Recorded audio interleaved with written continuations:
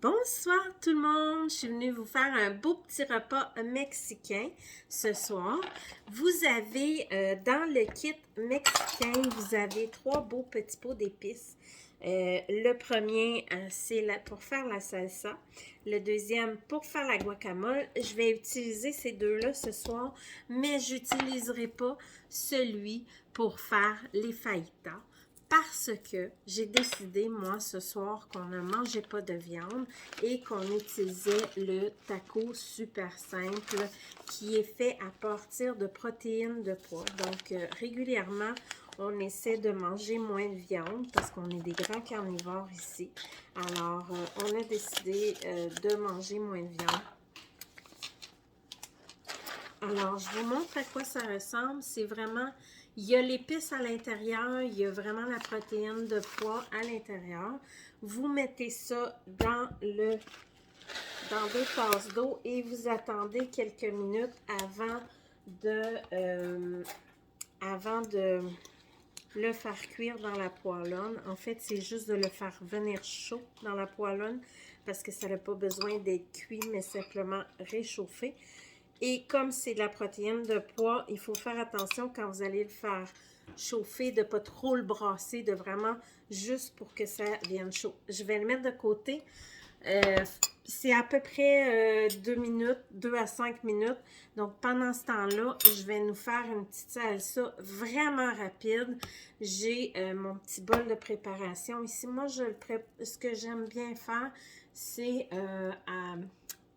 en temps d'été, je prends des vraies tomates, mais l'hiver, je m'ouvre une canne de tomates en dés que j'ai ici et je le mets dans un plat Tupperware pour pas perdre mes tomates, puis je me fais de la salsa pour ce que j'ai envie de manger dans ma journée, pour mon souper. Et éviter de perdre, je cherche, je ne l'ai pas amené, bon. Éviter de perdre justement de la bouffe. Alors, je le fais au fur et à mesure. La salsa, elle est très piquante. Donc, moi, je vous le dis, je mets la moitié d'une cuillère. C'est suffisant chez nous. On n'aime pas ça épicé, piquant. Donc, on va la faire à notre goût, à nous. Mais si vous aimez la salsa piquante, vous allez être satisfait avec ça. Vous pouvez en rajouter dans votre sauce à spaghetti. C'est, pour ceux qui aiment le piquant, là, délicieux. Alors, la salsa, je vais rajouter à ça un petit zeste de lime. Donc, je prends mon super couteau ici. Je vais prendre... Est-ce que vous connaissez notre presse agrumes? En fait, vous avez pour le citron, mais vous avez aussi pour la lime. Et ce qui est intéressant, c'est que c'est en aluminium, donc hyper résistant. Pour ceux qui ne le savent pas, vous ne devez jamais mettre votre lime dans ce sens-là parce que vous allez écraser rien, vous n'aurez presque pas de jus. L'idéal, c'est de la mettre comme ça. Et là, je vais en mettre juste un zeste. Je veux pas trop. Puis je vais aller presser le reste dans le lavabo pour vous montrer qu'est-ce que ça donne un coup bien pressé. Il n'y a plus rien. Il est vraiment vidé à plat. J'ai vidé ma lime. Alors, on mélange le tout. On laisse agir le temps de préparer le reste des ingrédients. Au moins 15 minutes, idéalement, de laisser agir pour que ça soit bon. Alors, ma belle salsa faite maison avec ma salsa. Troisième chose que je vais faire, c'est la guacamole. Alors, vous avez ici l'épice à guacamole. Je vais ouvrir mon avocat.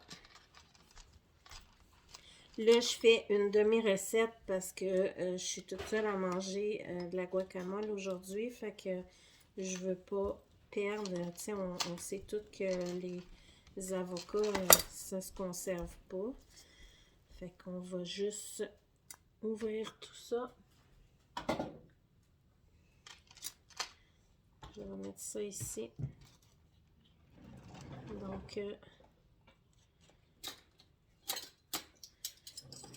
mettre ça dans mon petit plat ici, avec l'autre petit bout ici. Vous pourriez juste mettre l'avocat avec les épices et votre guacamole serait prêt. Moi, personnellement, je préfère rajouter de la crème sûre, ça la rend plus crémeuse. Je trouve que le goût est meilleur. Donc, on fait ça comme ça, ici. Je vais rajouter, comme je fais une demi-recette, là, je vais mettre juste une cuillère et je vais rajouter de la crème sûre avec. On mélange le tout.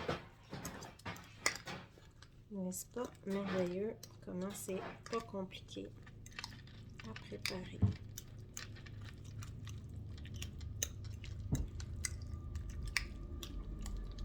Donc, dans mes beaux petits bols de préparation. Puis ce qui est intéressant, c'est que si je mange pas tout, ces beaux petits bols-là, ils ont un beau petit couvercle.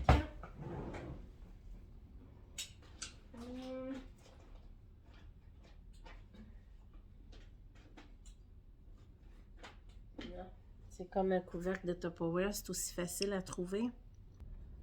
Alors voilà, on a un beau petit couvercle ici. Puis on peut le fermer puis le ranger au frigo. Ça ferme hermétique. L'idéal, c'est de presser comme il faut ici pour enlever l'air. Et après ça, vous pouvez vous le mettre au frigo. Je vous montre ma viande, ma protéine, comment qu'elle a bien absorbé. Je vais brasser tout ça. Donc, la seule chose qui me reste à faire, en fait, c'est de faire revenir ça un peu. Je vous amène près de la poêle pour vous montrer un peu le vite fait que ça ne vaut vraiment pas trop brasser. C'est vraiment important. Donc, je vous amène près de mon poêle. Donc, on est à côté de mon poêle. Je vous ai approché puis j'ai pris une poêle plus basse. Normalement, moi, je prends mon wok parce que j'aime vraiment cuisiner avec mon wok. Puis, ça me donne quand même une belle cuisson. Mais là, je voulais être certaine que vous voyez l'intérieur de ma poêlonne. Puis, si j'aurais mis dans mon wok, ben, en fait, vous n'auriez pas très bien vu. Fait que je vais mettre ma protéine de pois à l'intérieur de ma poêlonne. Donc, ma viande, bon, si on peut appeler ça de la viande, là, mais bon, ma protéine. Puis, on ne gaspillera pas. On va aller chercher tout. Qu'est-ce qu'il y a dans mon chaudron? Et voilà.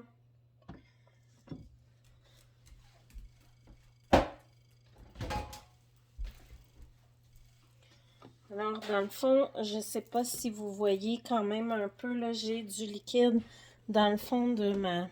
Il me reste un peu de liquide. Je vous amène le plus proche possible. Donc, voilà. Ma poêle était peut-être pas assez chaude, là.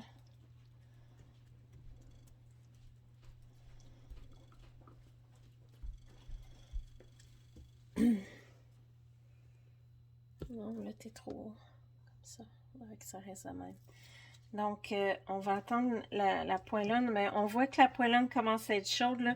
Dans le fond, c'est juste d'essayer d'aller faire absorber le liquide qui reste. Dans le fond, ça va juste venir bien s'absorber.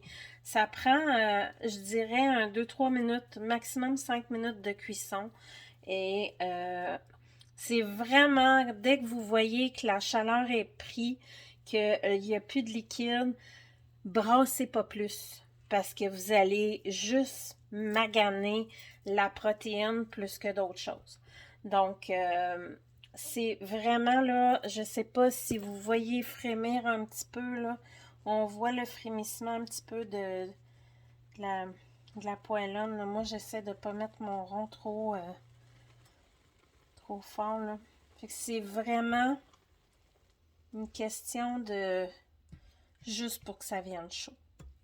Puis d'absorber ce qui reste un peu à absorber. Mais ça se peut qu'il reste un peu de liquide. C'est normal. De toute façon, quand on fait des fajitas, on n'arrive jamais à tout enlever l'eau à l'intérieur. Il reste toujours un peu de sauce. Mais vraiment, ce qui est important, c'est de ne pas briser la protéine. Donc, moi, ça va être pas mal ça, ma cuisson. Je vois déjà la chaleur monter. Je vois déjà la boucane. Moi, je m'arrête là.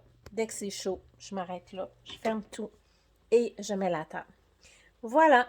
Pour moi, ce soir, ça va être mexicain avec les tacos super simples et la salsa et la guacamole. Mais je vous souhaite une excellente journée. Bon appétit!